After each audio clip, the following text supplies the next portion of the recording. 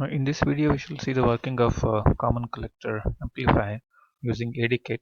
So before we proceed with AD kit, let us try to understand the theory behind the common collector amplifier. Now this is the circuit diagram of a common collector amplifier. So R1, R2 will provide the required biasing. So RE is the emitter resistor. Since it is CC amplifier, the output is taken at the emitter point. The input is applied to the base through this coupling capacitor. The AC equivalent circuit of the CC amplifier is given over here. This is AC small signal equivalent circuit. So R1 R2 are grounded here because we are grounding VCC. The input is applied to the base. So this R pi and GM into V pi happens to be the small signal equivalent of the transistor, that is VGT. The RE is connected here. So V0 is applied across RE. So we can write the expression for V0 as the current flowing through RE and the resistance RE. The voltage drop across RE is nothing but the V0. Uh, okay, GM into V pi is the current that is flowing through RE, neglecting the current that is coming from this arm, which is IB. So let us consider only IC equals IC here. Now V pi is here, so let us replace V pi in terms of V in. So you can see now V in, the input voltage, is nothing but V pi plus this drop, which is being written over here in this expression. So by rearranging this, so we can get the expression for V pi in terms of V in as so and so.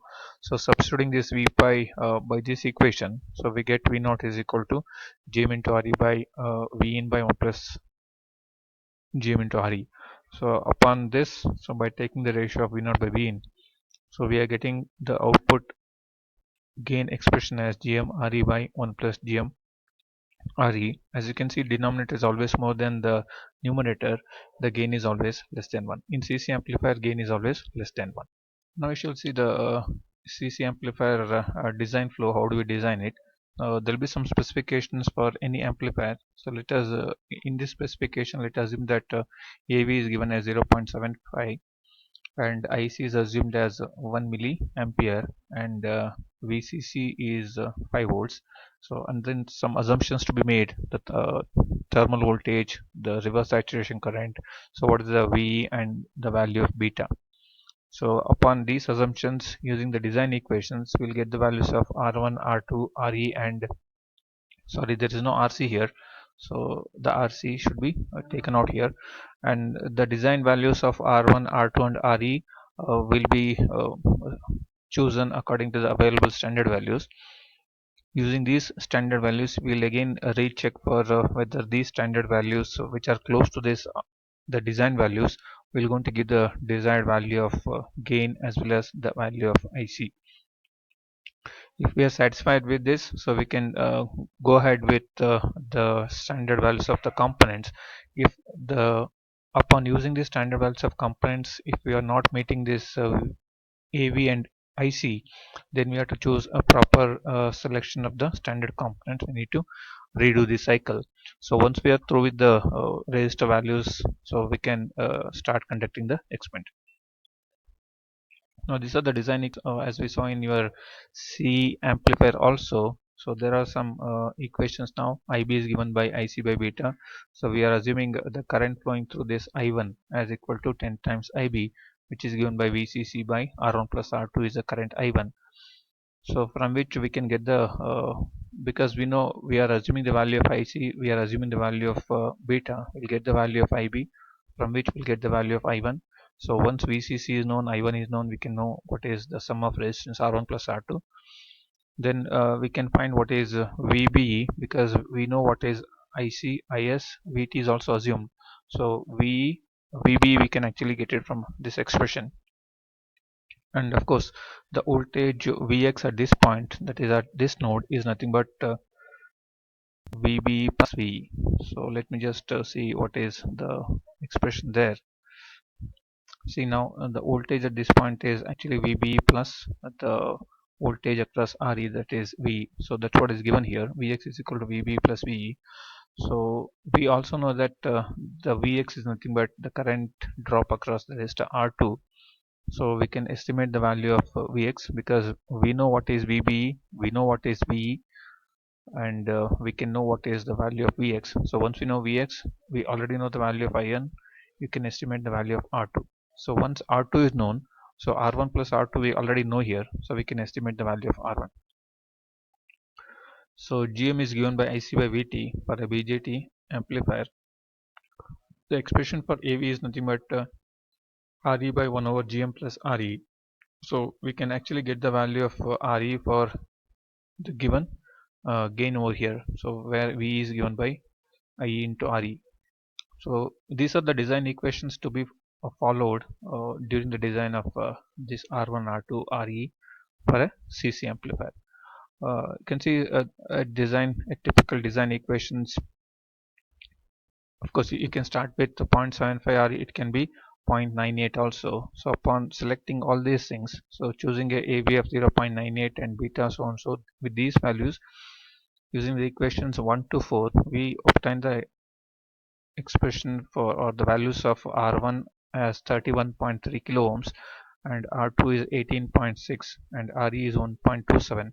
So the nearest possible standard values are 33K for R1, for R2 it is 18K, and for Re it is 1.5K. So okay, let us see the conduction flow of this particular experiment. So first we are rigging up this particular circuit, and we will check for the value of IC, that is the voltage drop across Re, which is actually IE into Re, because we know that IB is very small. So we'll just approximately write this IE is equal to IC.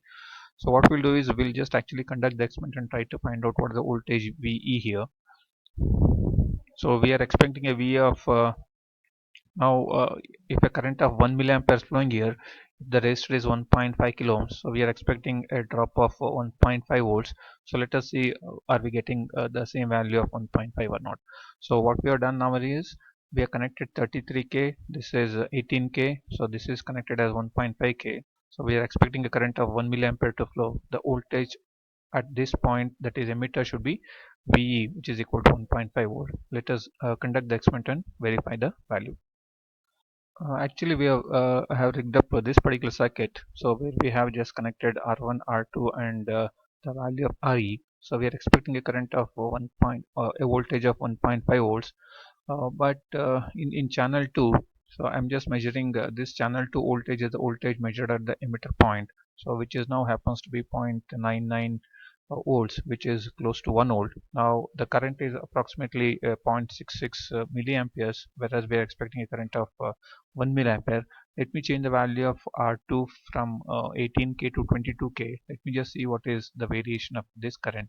So sorry, this voltage. So this voltage should be approximately 1.5 volts, so that 1 milliampere flow there. Let me do this change. Now the value of Re has been modified from 18K to 22K. Now you can see the voltage drop across Re is now 1.2 volts. Now 1.2 divided by 22K happens to be sorry, 1.2 divided by, let me just verify what is the current we are since this 1.2 volts is across a resistor Re, which is 1.5K. So 1.2 by 1.5 happens to be 0.8 milliamperes.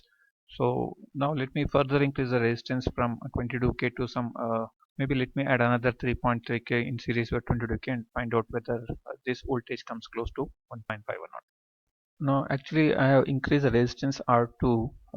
Now it is 22K plus 6.8K in series. Now we are getting a current voltage of 1.45 volts. Now it is 1.45 divided by 1.5K resistance, which happens to be 0.96 milliamperes. Now this is fairly fine. So let me apply the input voltage and try to see how does the waveform looks like. Now we are through with the stage 1. So with slight modification, the value of R2 now. Now R2 is now 22K plus 5.6K, and this is R1 is 33K. Now we can proceed with second circuit. So in the stage 2, we are supposed to apply this input voltage through coupling capacitor. Now you can see that we can apply a sine wave of even up to 2 volt. But in this particular case, if you apply 2 volt, the available swing is hardly 1.5. So let me apply voltage of input signal of 1 volt peak and 20 kilohertz. I'm supposed to get output voltage which is less than the gain should be less than 1. So let me just do that using AD kit. You can see I'm doing actually the second circuit. An input voltage of 20 kilohertz with peak as 1 volt is being applied. You can see the output is exactly in phase with the input voltage, so it's exactly the opposite to that in the case of C amplifier. But in the C amplifier you can see it is always out of phase. Now it will be exactly in phase with the input, and you can see the average value of C2 happens to be 1.43 volt, which is now the DC voltage, that is VE, which is 1.43 volts. So let me verify what is the gain of this amplifier. C1 is the input peak to peak. Now you can see it is a 2 volt peak to peak, whereas the output is 1.96. So let me verify the gain of this. It is now 1.96 divided by 2, it is 0.98. So we started our design with the design specification for this particular circuit as 0.98. If we can carefully have cut this point here, now we can see the AV was 0.98 we started with. Now we are getting again very close to the design value. So this way we can do the experiment, and we can verify. Now you can see the input voltage is applied. uh, in case of CE amplifier, since the gain is in terms of 20, 30, or it is even in 50s, the gain, the input voltage should be very small. But here in case of CC amplifier, since the gain is less, so we can apply input voltage of even 1 volt peak. The output will not be get saturated. Now we can see we are getting a gain of 0.98, so what we designed for. So let us do one more design. So, and we'll just first see the theory part of it and then come back and do the design again.